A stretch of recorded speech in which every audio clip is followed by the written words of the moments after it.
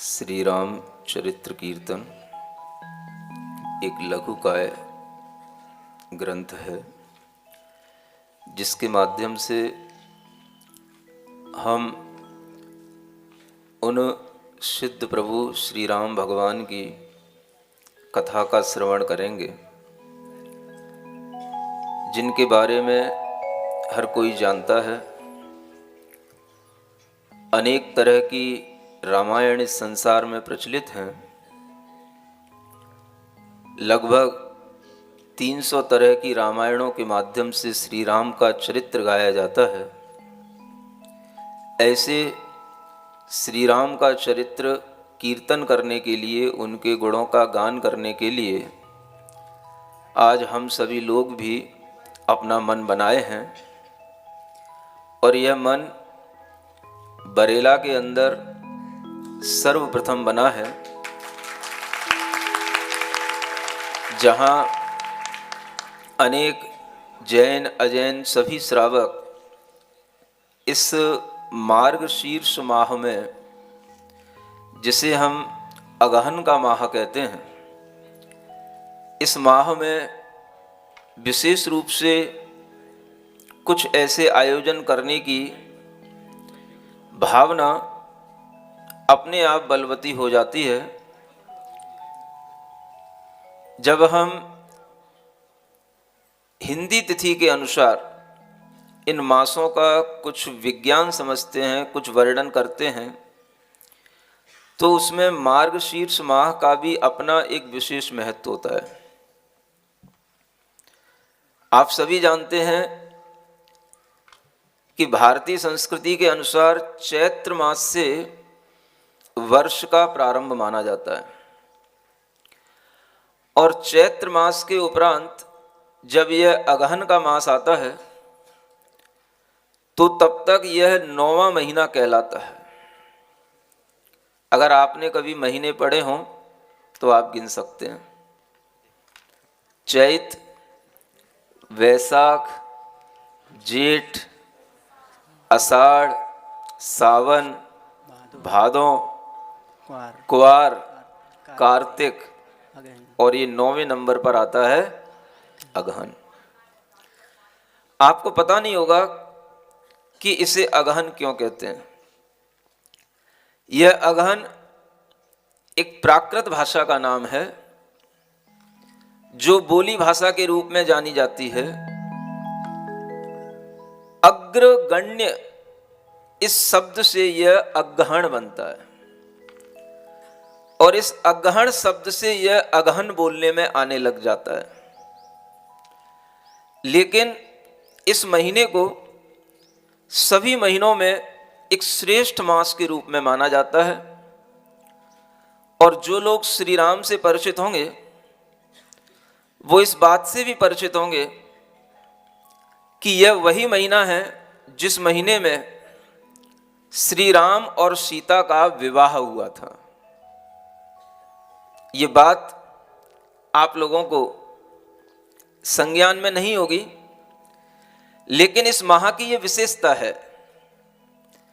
और इस माह की जो ये एकादशी आज तिथि है, यह भी अपने आप में एक विशेष महत्व रखने वाली तिथि कहलाती है। कई लोग इस तिथि को एक उत्पन्ना देवी की तिथि के रूप में मानते हैं, लेकिन हमारे लिए यह तिथि श्री राम की कथा को उत्पन्न करने वाली तिथि के रूप में हमारे सामने है, जो एकादशी तिथि के रूप में है।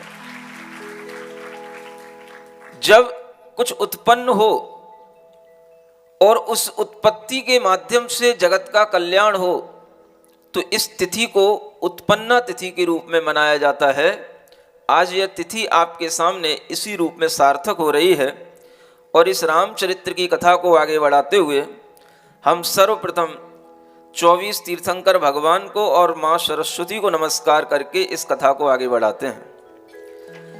24 जिन राज को प्रणमु बारंबार, रामचरित वर्णन करूं तुच्छ बुद्धि अनुसार। सरस्वती माँ शारदे तुमको सुमरूं आज, वीर प्रभु रखना मेरी लाज सभा में आज। श्री पद्म पुराण आधार से ही कुछ छंद बनाना चाहती हूँ, यदि भूल कहीं पर रह जाए गुड़ियों से क्षमा चाहती हूँ। जिस वंश में हुए आदि प्रभु जी भरतेश आदि वैभवधारी, उस कुल में राम ने जन्म लिया, दशरथ ग्रह में भव दुखहारी। अवधेश राय के महलों में थी 4 रानियां, रूप भरी कौशल्य सुमित्रा के कई सुप्रभा छावर थी सब नगरी। कौशल्या के श्री राम हुए, लक्ष्मण की सुमित्रा थी माता, शत्रुघ्न सुप्रभा के सुत थे, कैकेयी के भरत सुखदाता। जिस वंश में हुए आदि प्रभु जी आदिनाथ भगवान ऋषभ देव, जिनकी गौरव गाथा विष्णु पुराण में शिव पुराण में उपलब्ध होती है, और जिन ऋषभ देव को प्रथम तीर्थंकर कहा जाता है, वह इक्ष्वाकु वंश के सर्वप्रथम महापुरुष थे। उसी इक्ष्वाकु वंश का यह चलन, यह प्रचलन अनेक तीर्थंकरों से होता हुआ मुनिसुब्रत नाथ भगवान तक पहुंचा, और मुनिसुब्रत नाथ भगवान के काल में यह श्री राम राजा दशरथ के पुत्र के रूप में उत्पन्न हुए, यह बात सभी को ज्ञात है।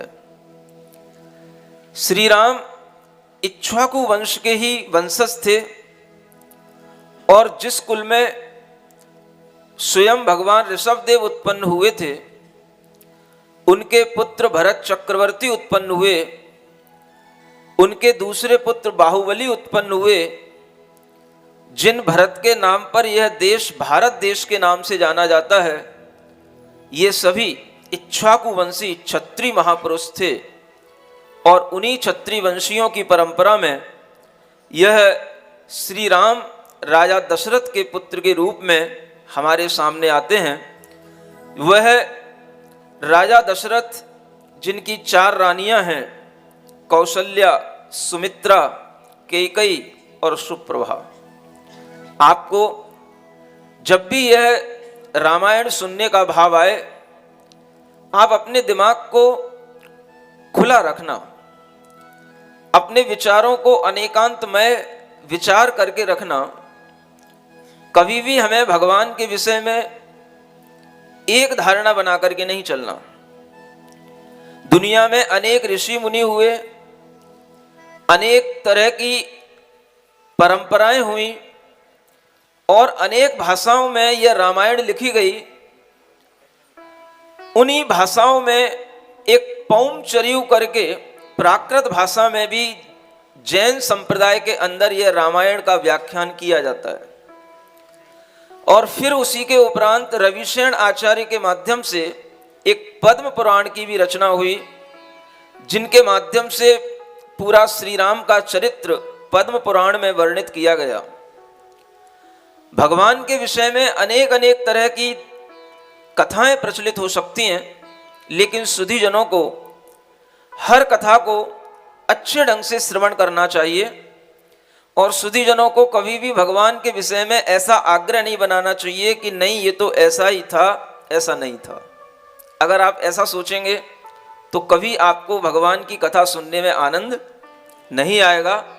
अनेकांत विचारधारा से हम जाने तो कि उन श्री राम के बारे में और भी लोग क्या सोचते हैं। जो श्री राम की कथा रामायण के रूप में टीवी में दिखाई गई वो भी ठीक है, लेकिन उसके अलावा भी बहुत से ऐसे पहलू हैं, बहुत से ऐसे कथानक हैं जो उस टीवी के माध्यम से नहीं दिखाए गए, जिनके बारे में लोगों को ज्ञान नहीं हुआ। अगर ऐसे लोग उत्सुक होकर के इस कथा को सुनने की इच्छा करेंगे तो उन्हें बहुत ज्ञान मिलेगा, और उनके मन के अंदर श्री राम की और अनेक अनेक विशेषताएं ज्ञान में आएंगी। लेकिन इसके लिए आपको किसी भी तरह का आग्रह नहीं रखना।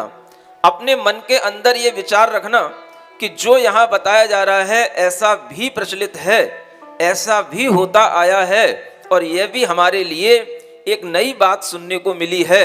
ऐसा आप अपने अंदर जब अपने ज्ञान का विस्तार करेंगे तो आपको बहुत आनंद उत्पन्न होगा। इसी आनंद को उत्पन्न करने के लिए अनेकांतिक दृष्टिकोण से जैन रामायण के अनुसार हमें भगवान श्री राम का चरित्र सुनने के लिए यह एक मौका मिला है। और इस मौके पर जब हम ये देखते हैं कि उन अयोध्या नगर के अधिपति राजा दशरथ के ये कौशल्या, सुमित्रा, कैकेयी और सुप्रभा जैसी ये चार महारानियां थीं। उनमें कौशल्या के माध्यम से श्री राम की उत्पत्ति हुई, लक्ष्मण की उत्पत्ति सुमित्रा माँ से हुई, शत्रुघ्न सुप्रभा माँ से उत्पन्न हुए और कैकेयी से भरत की उत्पत्ति हुई। और ये चारों महापुरुष जिनके नाम आप सब लोगों को परिचित हैं, ये सब अच्छे धनुर्धर थे, अच्छे शास्त्रों के ज्ञाता थे, समाज की मर्यादाओं में चलने वाले थे। इसलिए यह इक्ष्वाकु वंश के क्षत्रिय पुरुष कहलाते थे। और क्षत्रिय पुरुष का मतलब होता है जो समाज की, लोक की मर्यादाओं को ध्यान में रख करके सब कुछ छोड़ने की क्षमता रखता हो, उसे क्षत्रिय कहा जाता है। जो अपने स्वार्थों में नहीं जीता हो, परोपकार के लिए जीता हो, जो लोक और समाज को ध्यान में रख करके कोई भी बड़ा निर्णय अपने स्वार्थों को छोड़ करके लेने की क्षमता रखता हो, इतना उदार मना जो होता है, इतना साहस जिसके अंदर होता है, वह क्षत्रिय पुरुष कहलाता है। ऐसे क्षत्रिय पुरुष श्री राम की कहानी आपके सामने आ रही है। अब आगे बढ़ते हैं।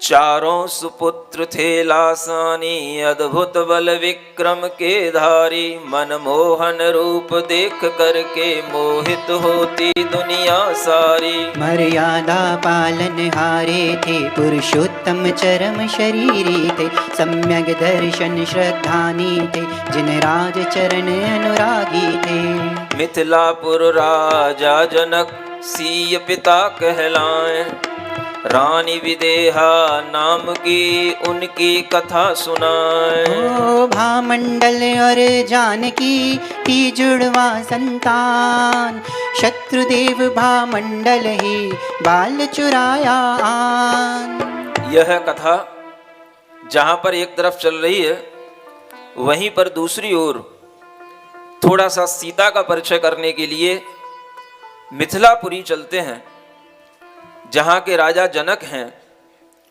उनकी विदेहा नाम की रानी है और उनके युगल संतान की उत्पत्ति हुई है। वह युगल संतान जिनके नाम भामंडल और जानकी के रूप में हैं, लेकिन उस युगल संतान की उत्पत्ति होते ही उनके घर में एक बहुत बड़ा शोक छा जाता है, एक मातम छा जाता है। क्या होता है? जैसे ही सीता की उत्पत्ति और भामंडल उनके भाई की उत्पत्ति होती है, तो वह उस पुत्र को उत्पन्न होते ही एक शत्रुदेव उसका हरण कर लेता है और वह शत्रुदेव उस बालक को उठा करके ले जाता है कुछ पूर्व जन्म के बैर के कारण से। और जब घर में पता पड़ता है कि इस बालक को कोई देव ले गया है, ये बालक का मुख भी मां नहीं देख पाई और इससे पहले इसका हरण हो गया है, तो उस समय पर वह रानी विदेहा विलाप करती है, रोती है कि बहुत मुश्किल से तो हमें संतान की प्राप्ति हुई और उस संतान में भी मैं अपने पुत्र का मुख नहीं देख पाई। मैंने ऐसे कौन से पूर्व जन्म में कर्म किए जिसके कारण से मुझे अपने पुत्र का जन्म लेते ही वियोग सहन करना पड़ा। ऐसा विचार वह करती है और इधर वह पुत्र कौन हरण करके ले जाता है, कैसे उस पुत्र का कहां पर निर्वाह होता है, ये आगे की घटना आपके सामने आ रही है।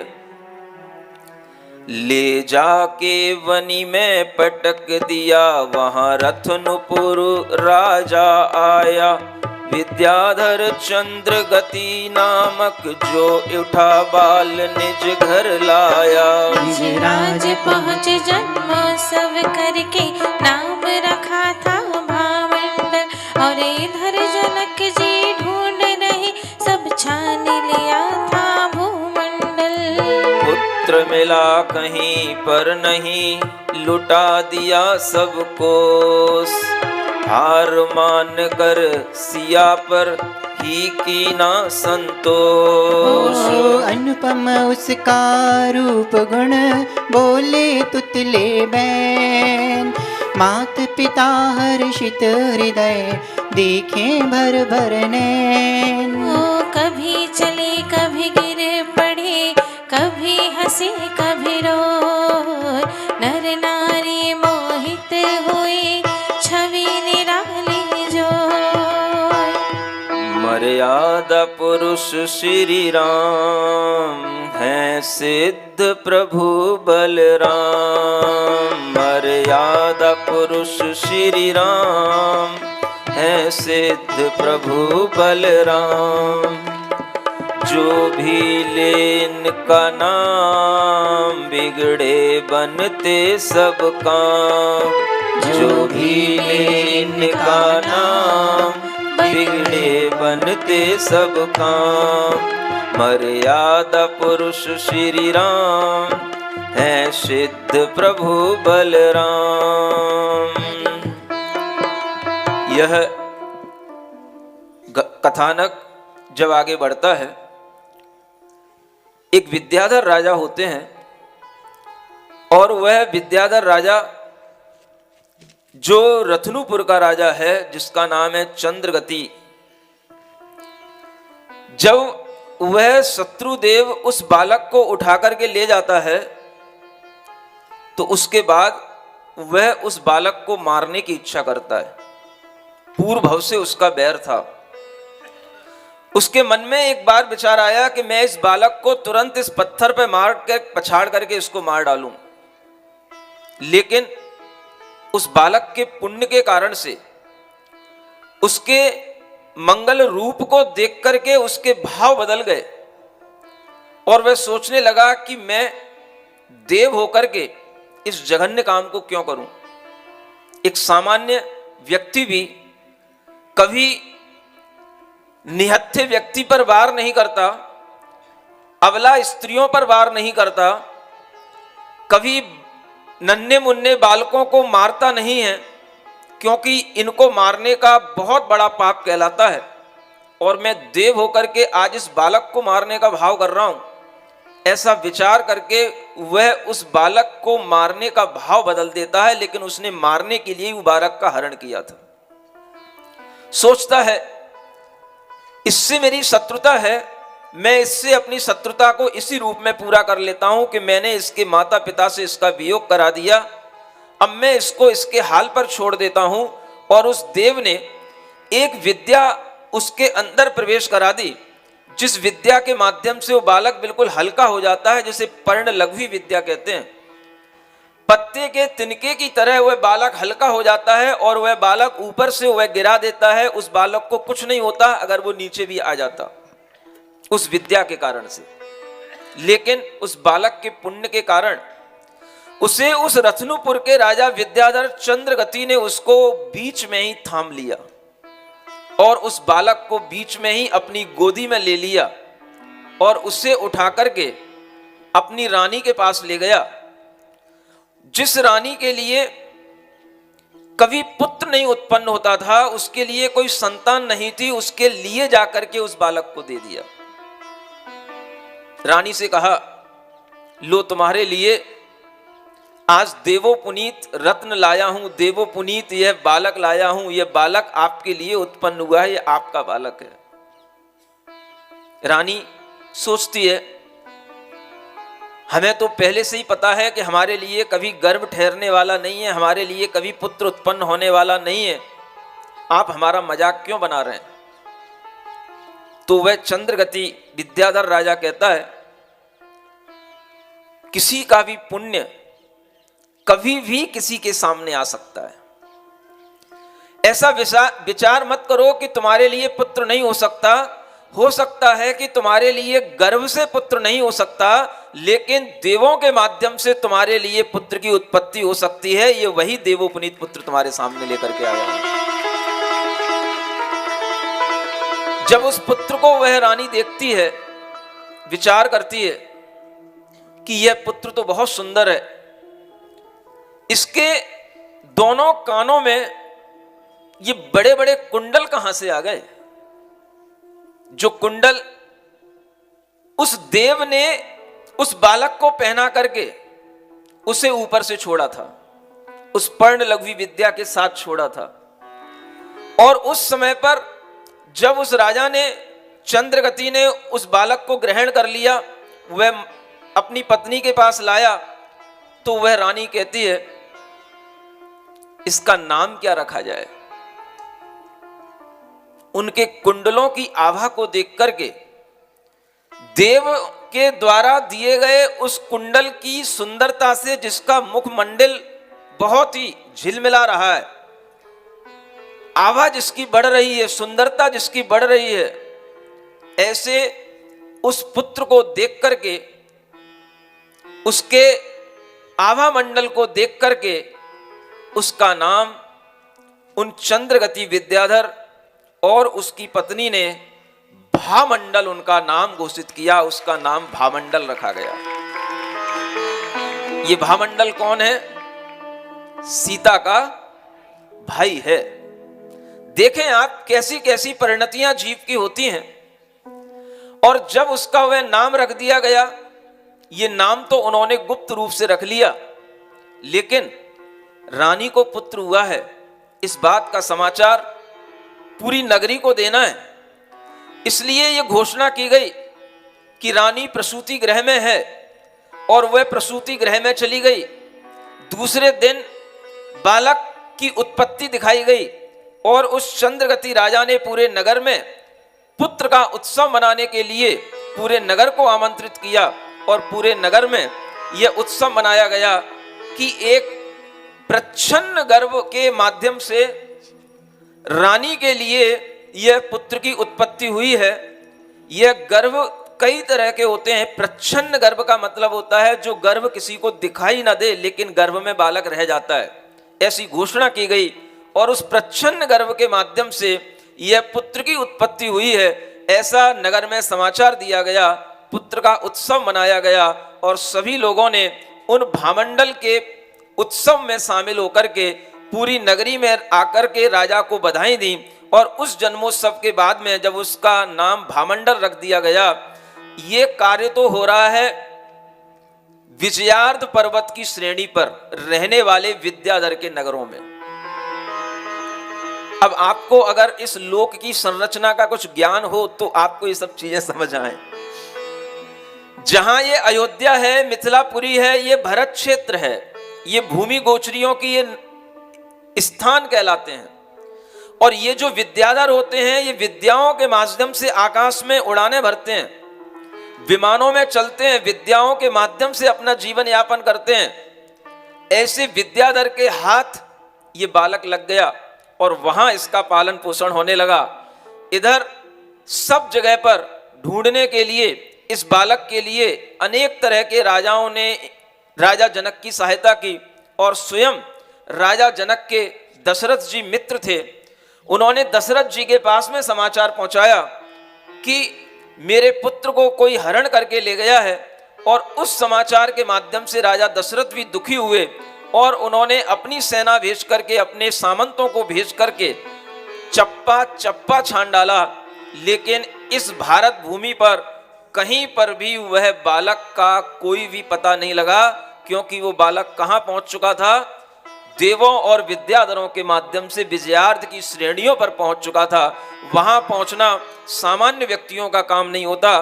तो उसी को यहां पर आगे इस कथानक के माध्यम से आगे बढ़ाते हुए कहते हैं, पुत्र मिला कहीं पर नहीं, लुटा दिया सब कोस, हार मान कर सिया पर ही कीना संतोष।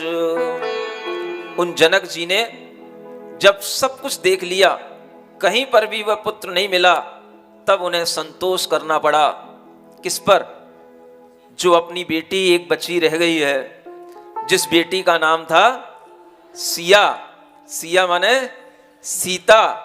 उस सीता बेटी पर ही उन्होंने संतोष किया और फिर उसी को उन्होंने लाड़ प्यार से पाला पोसा और उसी को आगे बढ़ाया। अनुपम उसका रूप गुण, बोले तुतले वैन। मात पिता हर्षित हृदय, देखें भर भर नैन। कभी चले कभी गिर पड़े, कभी हंसे कभी रोए। नर नारी मोहित हुए, छवि निराली जोय। बीते दिन बीते वर्ष और यौवन ने रंग जमाया है। जनक दुलारी आनन पे कुछ रूप सवाया छाया है। सीखी हैं 16 विद्याएं और कला सभी मन मोद भरे। संगीत नृत्य और चित्रादि जो देखे वो ही मौन धरे। सम्यक दर्शन चारण हारी, छवि देख सची शर्माती है। वह देख पिता को फिक्र हुई, पुत्री वर योग कहती है। वह सीता बड़ी हो जाती है और जब बड़ी हो जाती है तो बड़े होते होते उसे अपने राजमहल में ही सब विद्याओं का ज्ञान करा दिया जाता है। 16 विद्याओं में वैसे निपुण बना दिया जाता है। सभी 64 कलाएं जो स्त्री की होती हैं उनमें वह निपुण बन जाती है। संगीत जानती है, नृत्य जानती है, चित्र बनाना जानती है। सब तरह की उसे फैशन डिजाइनिंग के कोर्स अपने आप आ जाते हैं। सब तरह की उसे पाक शास्त्र की कलाएं आती हैं और सब तरह का वह विज्ञान, चाहे वो ज्योतिष का हो चाहे वास्तु का हो, वह सब विज्ञान उसके ज्ञान में उसे आ जाता है। और इसे देख करके सची जो स्वर्ग के इंद्र की इंद्राणी होती है वह भी उसे देख करके उसके रूप को, उसके यौवन को देख करके शर्माती है और विचार करती है कि यह सम्यक दर्शन को धारण करने वाली इस पिता की यह पुत्री कितनी सौभाग्यवती है, जिसके कारण से पूरे नगर में, पूरे राजमहल में हमेशा सबके लिए आनंद बना रहता है। लेकिन बेटी को बड़ा होते देख करके पिता के मन में चिंता उत्पन्न होती है और होनी भी चाहिए। जब बेटी बड़ी हो जाती है, माता पिता उसका पालन कर लेते हैं और जब उसे देखते हैं कि यौवन संपन्न हो गई है तो हर माता पिता के मन के अंदर सबसे प्रथम विचार आता है कि इस बेटी के लिए उचित वर की तलाश की जाए। किसकी? सुन रहे हो?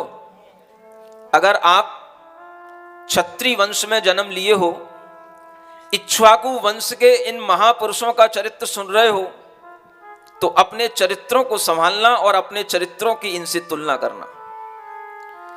इन महापुरुषों की गुणगाथा इसीलिए गाई जाती है कि ये कभी भी सब प्रकार के रूप, सब प्रकार के ज्ञान, विद्याएं, कलाएं सबसे संपन्न होने पर भी कभी भी मदमस्त होकर के अहंकारी नहीं बनते, कभी भी लोक मर्यादाओं के विपरीत नहीं जाते और सब प्रकार के पुण्य को धारण करके भी ये धर्म भाव के साथ, कोमल हृदय के साथ अपने उस पुण्य को संभालते हुए आगे बढ़ते हैं।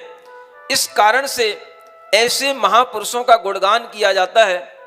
आज हमें जितना राम के चरित्र के प्रति अनुराग रहता है, उतना ही हमारे अंदर सीता के चरित्र के प्रति भी अनुराग होना चाहिए।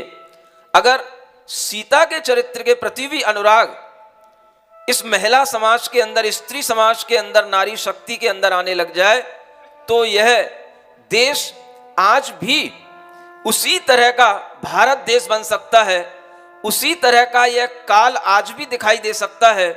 जैसा राम राज्य में रहा करता था, आज भी यह राम राज्य आपके सामने आ सकता है। जरूरत है हमें इन चरित्रों से अपना चरित्र संभालने की, इन चरित्रों के आईने में अपना चरित्र देखने की। और जब हम इस तरह से देखते हैं कि सीता बड़ी हो गई है, लेकिन उसके बारे में चिंता सीता खुद नहीं कर रही है, कौन कर रहा है? चिंता हमेशा बेटी की माता पिता को रहा करती है।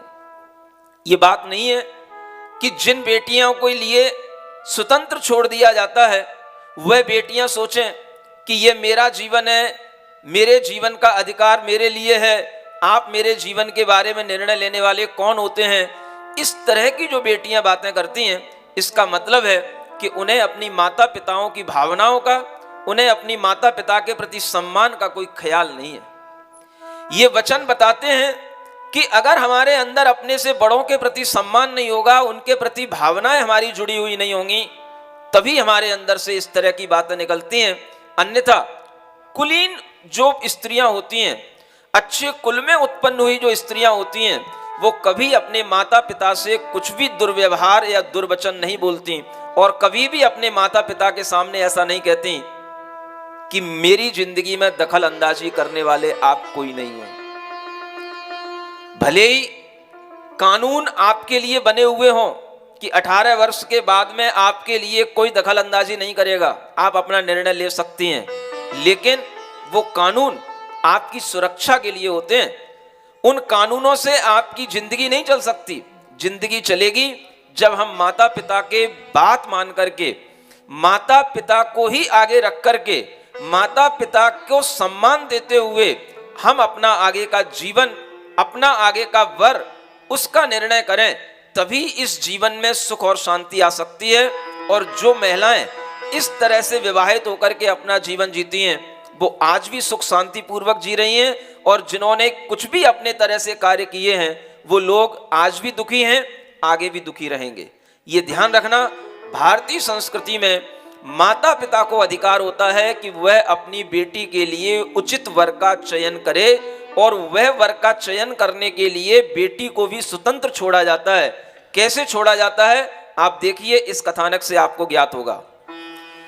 उसी समय का जिक्र है, म्लेच्छों का सरदार आया दक्षिण देश से लेकर सैन्य अपार।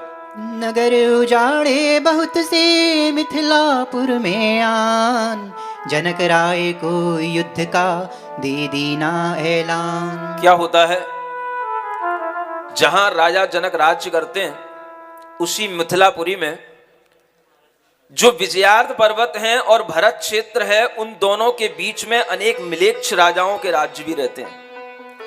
और वह मिलेच्छ राजा उन राजा जनक के राज्य में आकर के अनेक तरह का आतंक मचाने लग जाते हैं।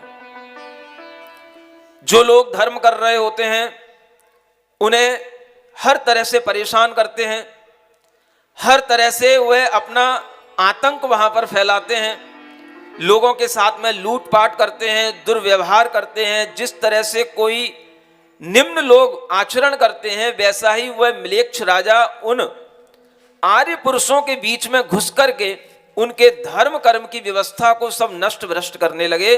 और उस समय पर जनक राज्य को उन्होंने युद्ध का ऐलान भी कर दिया कि अगर आप में हिम्मत है तो हमसे आकर के लड़ लो। किन्होंने?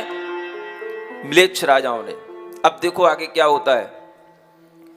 तब अवधपुरी से मदद हेतु बुलवाए राम जनक जी ने। लक्ष्मण भ्राता संग सैन्य दिए, भेजे तुरंत दशरथ जी ने। श्री जनक राय ने युद्ध मध्य में मात करारी खाई है, लेकिन लक्ष्मण के बाणों से राक्षस की मत घबराई है। श्री राम का धनु टंकार सुना, सब कांप कांप कर भाग गए। कर विजय प्राप्त दोनों भाई, श्री जनक राम के चरण गए। क्या होता है देखो, दो अलग अलग प्रांतों के राजा हैं और उनके परिवारों में आपस में संबंध कैसे बनते हैं। एक तरफ राजा जनक हैं, एक तरफ राजा दशरथ हैं। राजा जनक और दशरथ दोनों मित्र हैं। जब राजा जनक के ऊपर ये आपत्ति आई कि म्लेच्छों के ये सरदार उनके लिए चैलेंज देने लग गए कि युद्ध कर लो, तो उनके लिए लगा कि मुझे अब सहयोग की जरूरत है। तो उन्होंने राजा दशरथ के पास में अपने मंत्रियों को भेज करके उनसे सहयोग मांगा, और उस समय पर राजा दशरथ उनका सहयोग करने के लिए, स्वयं युद्ध करने के लिए तत्पर हो गए। वे चलने लगे, और उस समय पर उन्होंने अपने बड़े पुत्र श्री राम के लिए राज्य देने के लिए घोषणा कर दी कि कल राज तिलक करूंगा रामचंद्र जी का, और मैं स्वयं युद्ध करने के लिए जाऊंगा, यहां का राजभार राज श्री राम संभालेंगे। ऐसा विचार जब राम जी को पता पड़ा तो उन्होंने अपने पिताजी से कहा, ये आप क्या कर रहे हैं। तो वह राजा दशरथ कहते हैं, ये दुष्ट लोगों ने आकर के राजा जनक के देश में उत्पात मचा रखा है, इनको विनष्ट करने के लिए, इनका शमन करने के लिए मुझे युद्ध करने के लिए जाना है। तो उस समय पर श्री राम कहते हैं, मेरे जैसे पुत्र होते हुए अगर आप पिता को युद्ध करने के लिए जाना पड़े तो फिर मेरे पुत्र होने का औचित्य क्या रहा। और अगर दुष्टों से लड़ने के लिए जिन्हें आप बड़े राजा कह रहे हैं वो सब तुच्छ लोग हैं, निम्न लोग हैं, उनसे लड़ने के लिए आपकी जाने की जरूरत नहीं है। उनके लिए शेर को जाने की जरूरत नहीं है, सिंह का बच्चा ही उनके लिए पर्याप्त है। आप मुझे आज्ञा दीजिए, मैं उनसे लड़ने जाऊंगा। ये बात जब उन्होंने दशरथ जी से कही तो श्री राम की बात को दशरथ जी ने सुना और माना, और उन्हें लगा कि बेटा योग्य तो हो गया है, लेकिन अभी तक इसने कभी युद्ध नहीं किए, ये युद्ध में जाएगा कुछ अनहोनी ना हो जाए। तो उनको बार बार वो समझाते हैं, बेटा सामान्य राजाओं से युद्ध करना अलग है और दुष्ट राजाओं से युद्ध करना अलग बात होती है। ये दुष्ट न जाने किस तरह की दुष्टताएं दिखाएं, किस तरह की चालबाजियां करें, ये अभी तुम्हारे लिए ज्ञान में हो ना हो, कहीं हमारे लिए अनहोनी ना हो जाए, मुझे डर लगता है। और ऐसे दुष्टों के लिए तो युद्ध करना हमारे लिए ही अच्छा लगेगा। लेकिन श्री राम ने कहा, नहीं, आपके लिए युद्ध करने की जरूरत नहीं है। युद्ध करने में हम समर्थ हैं, हमारा भाई समर्थ है, और एक बार आप हमें आज्ञा दें कि हम इन दुष्टों का संहार करके आएं। जब उनके कॉन्फिडेंस को राजा दशरथ ने देख लिया, बार बार हर तरह से उन्होंने भांप लिया, तब जाकर के राजा दशरथ ने श्री राम को आदेश दिया, और श्री राम लक्ष्मण जी के साथ उन जनक के राज्य में पहुंचे। और वहां जाकर के जब देखा तो उस समय पर उन जनक जी को, और उनके भाई का नाम था कनक, उन कनक राजा को भी उन म्लेच्छ राजाओं ने, उनके सरदारों ने घेर लिया था। और उनको छुड़ाने के लिए लक्ष्मण जी ने जब अपने बाण चलाए तो वो सारे राजा तहस नहस हुए, वो सारे राजा इधर उधर भागे। और फिर जाकर के उन रामचंद्र जी ने भी उन सरदारों से युद्ध किया, और युद्ध करने के बाद में जब वह सारी सेना इधर उधर तितर बितर हो गई, और राजा जनक के लिए यह विश्वास दिला दिया गया कि यह म्लेच्छों की सेना अब कभी भी आंख उठा करके आपके राज्य में देखेगी नहीं, इतना उनको दूर तक भगा दिया गया। तब जाकर के वह दोनों राम और लक्ष्मण राजा जनक के पास पहुंचते हैं, और उनकी रक्षा भी की, लेकिन अपने से बड़े हैं, पिता तुल्य हैं, तो उनके चरणों में नमस्कार भी करते हैं, बड़ों का सम्मान करते हैं। और बड़ों का सम्मान करके जो आशीष मिलता है, जो उनका वरदान मिलता है, जो उनसे कृपा मिलती है, उसके माध्यम से उनका सौभाग्य बढ़ता है। देखो क्या होता है, आशीष दीनी बहुत सी हर्षित हुए अपार, पुत्री सियावर योग्य हैं रामचंद्र सुकुमार। दीनी कीनी राम को जोड़ी बनी महान, राम लखन ने अवध को शीघ्र ही किया प्रयाण। उस समय पर राजा जनक ने विचार किया, इन पुत्रों ने, राजा दशरथ ने मेरे ऊपर बहुत उपकार किया है, मेरे देशवासियों को बचाया, मुझे बचाया। इस उपकार का बदला प्रत्युपकार के रूप में कैसे चुकाया जाए। वो विचार करते रहे, कैसे इनका प्रत्युपकार किया जाए, क्या इनको दिया जाए। तब राजा जनक के मन में विचार आता है, ये योग्य राजकुमार हैं, सुकुमार हैं, रूपवान हैं, शूरवीर हैं, और हमारी कन्या वर योग्य हो गई है, बड़ी हो गई है। तो उन्होंने अपने मन में विचार किया कि ये कन्या, इस सीता का विवाह राम के साथ किया जाएगा। और इस तरह का उन्होंने विचार कर लिया। दशरथ जी के पास भी संदेश पहुंचा दिया, लेकिन अभी विवाह हुआ नहीं। ये विचार हुआ है अभी। सुन रहे हो आप लोग? क्या सुन रहे हो? कैसे विचार किए जाते हैं। और जब ये विचार आगे बढ़ता है तो बीच में क्या हो जाता है, क्योंकि श्रेयांसी बहुंसी विघ्नानि, अच्छे कार्य में अनेक विघ्न आते हैं। और जब भी इस तरह के विघ्न आते हैं तो उन विघ्नों के माध्यम से ही उन महापुरुषों के धैर्य की, पराक्रम की परीक्षा होती है। और इस तरह के विघ्नों को जीत लेने के बाद ही उनका शौर्य प्रकट होता है, तब जाकर के जगत में उनकी जय जयकार होती है। इसलिए विघ्नों से कभी डरना नहीं चाहिए। जब भी आपके जीवन में विघ्न आते हैं, इन महापुरुषों के जीवन में भी देखो कि विघ्न आते हैं। और दोनों, राजा जनक और राजा दशरथ चाहते हैं, हाँ अच्छा है तुम्हारी बेटी का मेरे बेटे से विवाह हो जाए, तुम्हारे बेटे का मेरी बेटी से विवाह हो जाए, लेकिन उस विवाह के बीच में भी बहुत कुछ परीक्षा देना अभी शेष है। वो क्या होता है, यहां पर आपके लिए बताया जा रहा है। अनेक तरह के शास्त्रों में नाम मिलते हैं, और उन नामों के माध्यम से आप लोग ऐसा नहीं समझ लेना कि ये नाम हमारे यहाँ पर या हमारी किसी दूसरी रामायण में उन नामों का कोई व्यक्ति है तो ये वही व्यक्ति है। कई बार ऐसा होता है, एक नाम के कई पात्र सामने आते हैं, और उस नाम का हम ऐसा अर्थ ना ले लें कि हमारे यहाँ पर इस नाम के माध्यम से तो बहुत कुछ अलग कहा जाता है, आपके यहाँ पर इस नाम के माध्यम से कुछ अलग कहा जा रहा है। आप ये विचार करें, जो आपके यहाँ पर नारद ऋषि हैं वो अलग हैं, और यहाँ पर जो ये नारद का वर्णन किया जा रहा है वो नारद अलग हैं।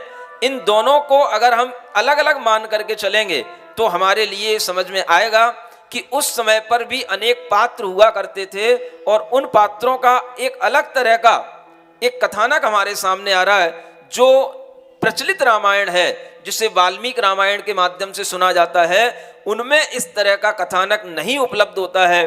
तो यहाँ पर अब देखते हैं कि बीच में एक नारद मुनि का वर्णन आ रहा है। ये नारद मुनि वो नहीं है जिन्हें आप जिस तरह से नारद मुनि समझते हैं, यहाँ के ये पात्र अलग हैं। ये बात अपने दिमाग में रखना। नारद मुनि कलह प्रिय उनकी सुनी बयान, राम गुणों पर मुग्ध हो आए अवध महान। सुन सीता संबंध को सोचे बारंबार, क्या जाने कैसी लली है वह जनक दुलार। ये बात नारद के पास में पहुंचती है कि ये पता नहीं ये कौन सी सीता है, कैसी है, जिसका संबंध राम से होने वाला है। और ऐसी बातें बहुत जल्दी हवा की तरह फैलती हैं, नहीं समझे। मगनी होने से पहले भी अगर किसी की बात भी चलना शुरू हो जाए, कोई आपस में विचार भी करना शुरू कर दे, तो ये बातें हवा से भी तीव्र गति से फैलती हैं। और ऐसी बात यह अभी कुछ हुआ नहीं, लेकिन आपस में राजा जनक और दशरथ ने विचार किया ही था कि ये बात नारद जी के पास में पहुंची। और फिर उस समय पर देखो क्या होता है, वो सीता को देखने पहुंचते हैं। हमने अभी तक सीता को देखा ही नहीं। जिन रामचंद्र जी से सीता का विवाह होना है, वो सीता लाडली कैसी है, वो सीता लली कैसी है, उसको देखने के लिए वह वहां पहुंचते हैं। जाके देखूं सिया की मैं सुघराई, जाके देखूं सिया की मैं सुघराई, जिसको वरने जाहि श्री रघुराई, जिसको वरने जाहि श्री रघुराई। श्री राम बड़े गुणवान और बलधारी, यह देखूं जाकर योग्य भी है सुकुमारी।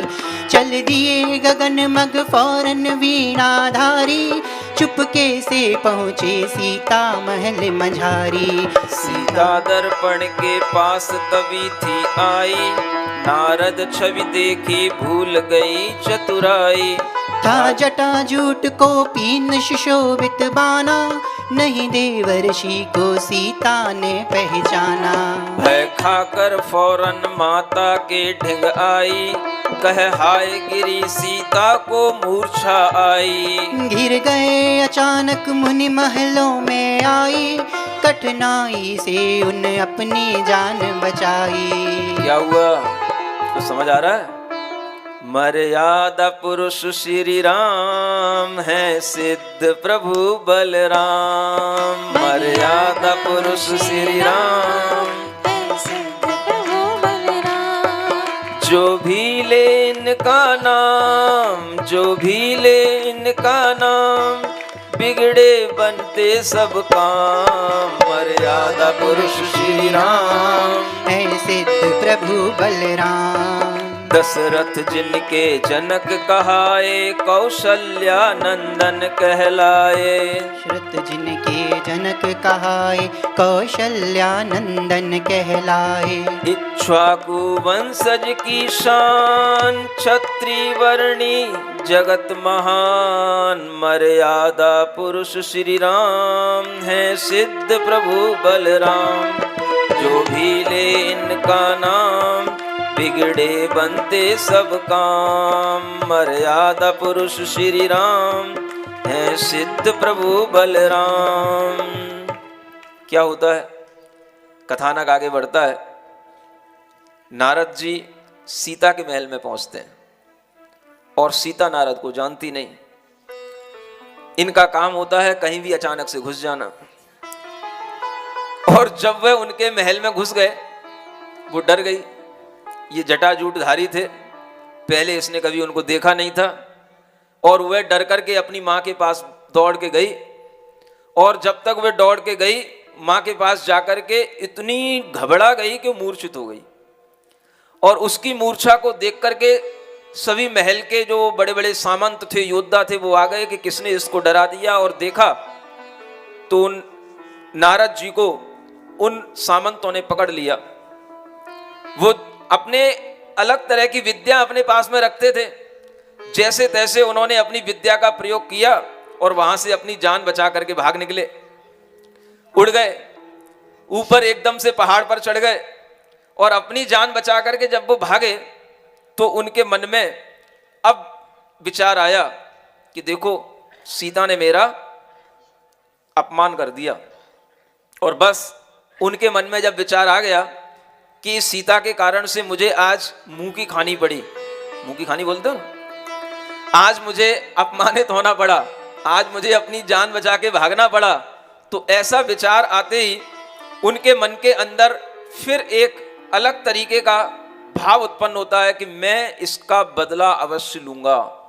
और वो क्या करते हैं? बदला लेने का तभी नारद किया विचार, सीता जी के रूप का लीना चित्र उतार। क्या किया? जैसा उसका रूप था उसका एक चित्र बनाया, चित्रपट, एक अच्छा ड्राइंग करके चित्र बनाया उन्होंने। और उस चित्र को ले जा करके अब उनका काम क्या है? इनका काम है आपस में लड़ाने का, भिड़ाने का, कोई काम बन रहा हो तो बनने नहीं देने का। राम और सीता का विवाह कैसे हो सकता है जब तक मैं हूं?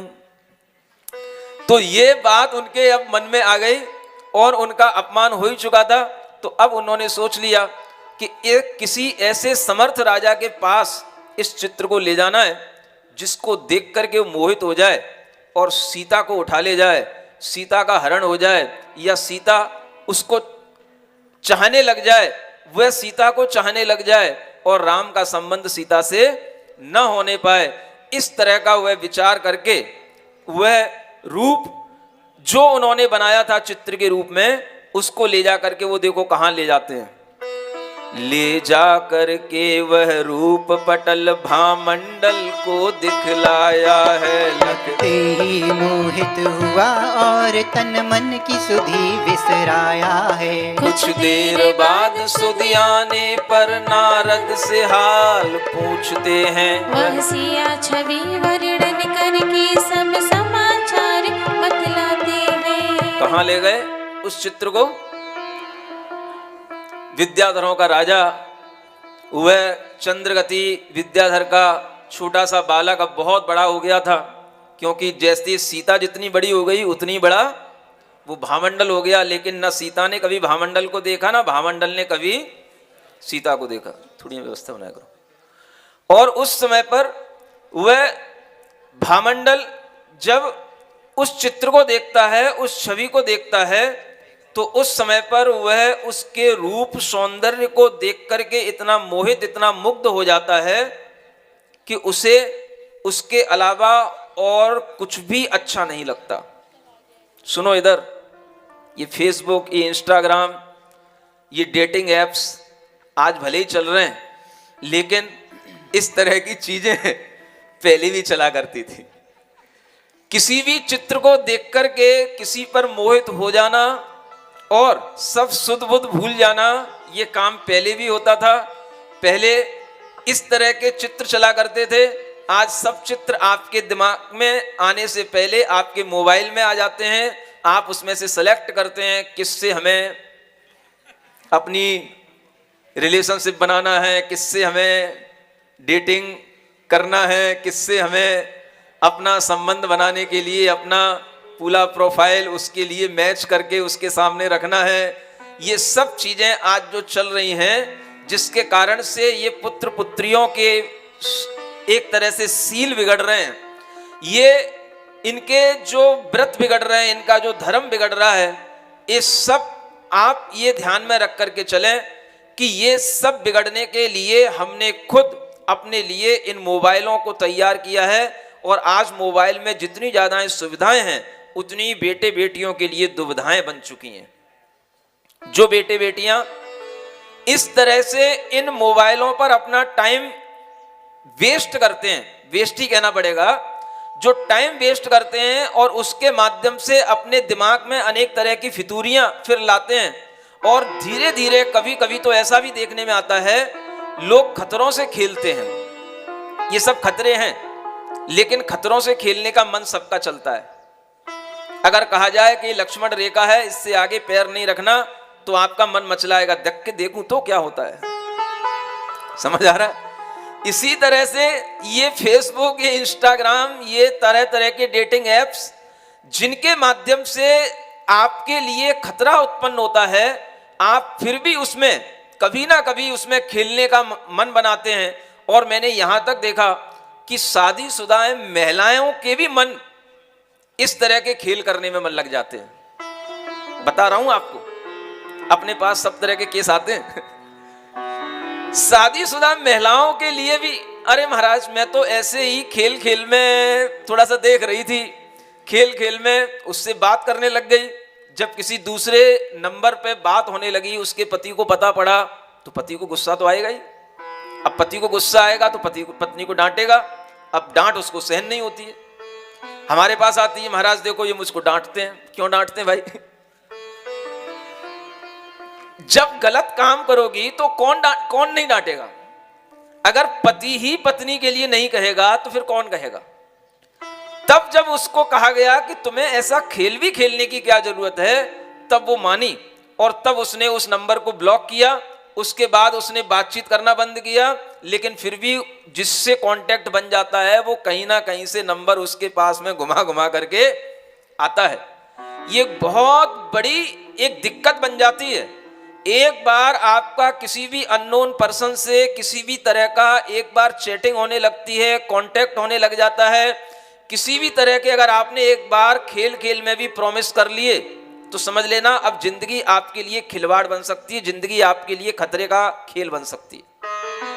और इसी तरह के खतरे के खेलों में अनेक बेटियां, अनेक बहुएं उलझती चली जाती हैं।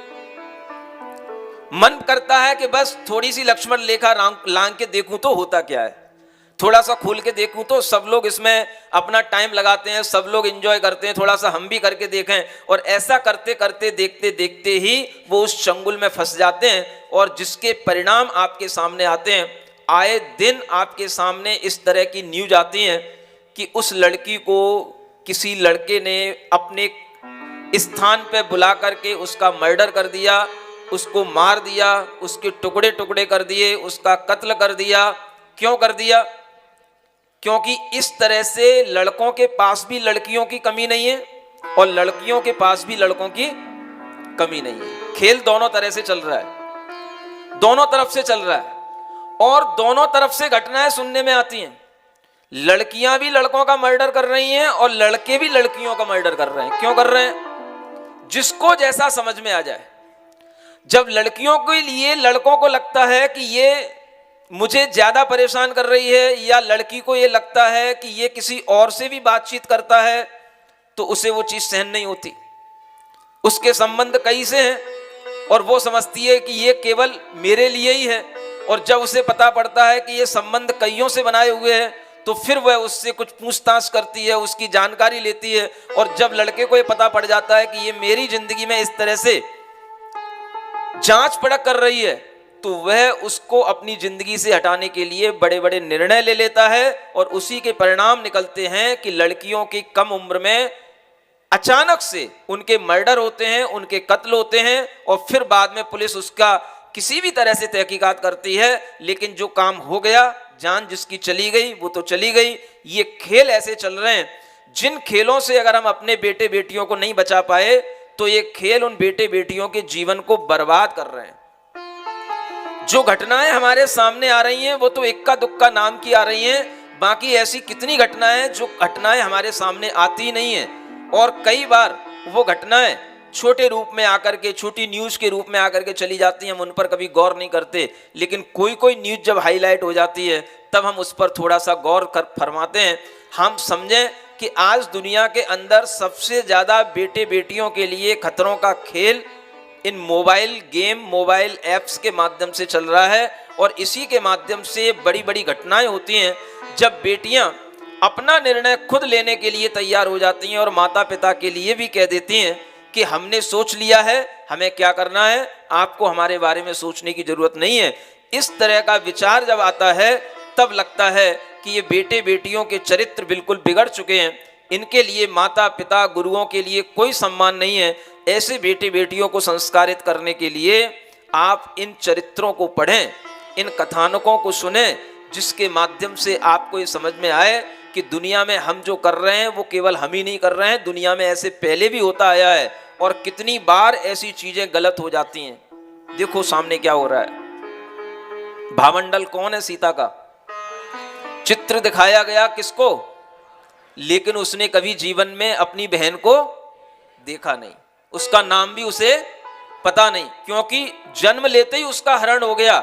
आज उसके सामने वह स्त्री दिखाई दे रही है तो वह उसके रूप में मोहित होकर के कितना मोहित हो जाता है कि वह सोचता है कि इसको हम अपना करके ही अब अपना जीवन आगे का जी पाएंगे, नहीं तो मेरा जीवन मरण को प्राप्त हो जाएगा।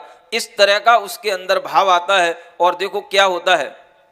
चंद्रगति ने जब सुमना भामंडल बेहाल, जनक बुलाने को तभी चली भूप एक चाल।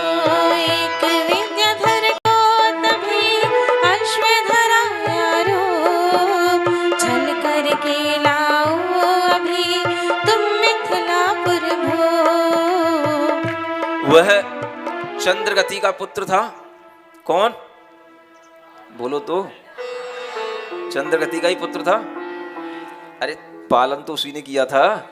चंद्रगति को भी पता नहीं था ये पुत्र किसका है, क्योंकि उसने भी देव के माध्यम से उसे बीच में ले लिया था। वह जब चंद्रगति को पता पड़ा कि मेरा बेटा, मेरा भावंडल किसी रूप को देख करके बेहाल हो गया है। बेहाल जानते हो क्या होता है बेहाल? अब उसके हाल अच्छे नहीं है, ना अब अच्छे ढंग से देखता है मेरी ओर, ना मुझसे बात करता है, ना मेरे पास बैठना चाहता है, ना मेरे साथ में भोजन करना चाहता है। क्या हो रहा है? ये सब बेहाल होते हैं। समझ आ रहा है? ये भी एक बुखार होता है, ज्वर होता है, जब चढ़ता है उतरता नहीं है आसानी से, इंजेक्शनों से नहीं उतरता। ये बुखार जब चढ़ता है तब आदमी के लिए ऐसी बेचैनियां होती हैं जिसके माध्यम से उसे रात में भी नींद नहीं आती। अगर नींद आ गई तो वही वही दिखाई देती है, और अगर नींद खुल गई तो भी वही वही दिखाई देती है। ऐसा जब बेहाल हो जाता है तो उसका कोई भी निवारण नहीं होता जब तक कि उसका दिमाग कोई ठंडा करने वाला ना हो। कौन करे ठंडा? फ्रिज का पानी पीने से ठंडा होगा नहीं, कोई सॉफ्ट ड्रिंक पीने से भी ठंडा होगा नहीं, वो दिमाग ठंडा कैसे होगा? जब तक उसको कोई रियलिटी ना समझाए, जब तक उसके लिए कोई अच्छे ढंग से उसे मित्र के रूप में व्यवहार करके उसे उसके अंदर की बात को ढंग से ना बता पाए, तब तक उसका दिमाग ठंडा होने का नाम नहीं लेता। देखो इस बेहाल भामंडल को देख करके जब चंद्रगति ने देखा तो उसने सोचा कि ये सीता कौन है? तो ये मिथिलापुर की राजा जनक की बेटी है, इसको अपने भामंडल के लिए लाना है, क्योंकि भामंडल उनका एक इकलौता बेटा है और वो भी अपने इकलौते बेटे के लिए सोचता है कि अगर इसने किसी को चाहा है तो मैं अपने बेटे के लिए इसके लिए पूर्ति करूं। तो वह क्या करता है, एक चाल चलता है, पहले राजा जनक को यहां तक लेकर के लाया जाए। कैसे लाया जाए? राजा जनक तो कहाँ रहते हैं?